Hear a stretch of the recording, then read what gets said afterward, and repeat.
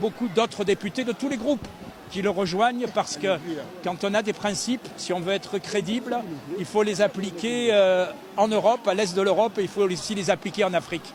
Honorable, s'il vous plaît, on aimerait vraiment que cette fois-ci, que vous puissiez rappeler la corrélation entre la base militaire de l'OTAN au Rwanda et tout ce qui s'ensuit. S'il vous plaît, en prédicat, on aimerait bien que vous puissiez réellement rappeler la corrélation entre la base militaire de l'OTAN au Rwanda et tout ce qui s'ensuit comme événement depuis 1994.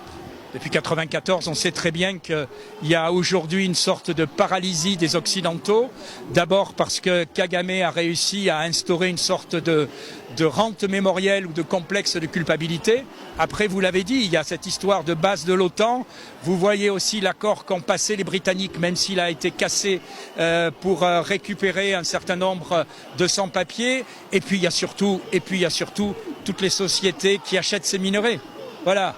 Tout à fait. Voilà. Et aujourd'hui, s'il y a cette indifférence et ce silence, et si on laisse massacrer des gens sans réagir, c'est parce que, vous le savez, il y a beaucoup d'intérêts des sociétés. Alors moi, j'en veux à l'Union européenne, eh bien, de continuer à alimenter ce conflit avec cet accord, et puis la France, qui a quand même aussi un rôle qu'elle n'assume pas.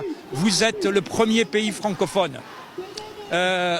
On devrait avoir dans ce rôle, dans ce drame, un rôle de médiateur.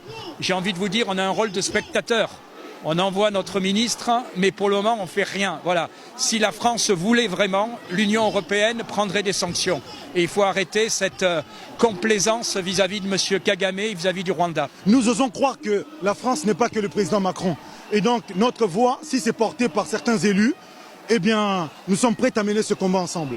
Moi, je suis prêt à mener ce combat avec tous les élus qui, tout simplement, disent que quand on a des principes, ils sont valables à la fois à l'est de l'Europe et à la fois au centre de l'Afrique. Merci honorablement. Merci.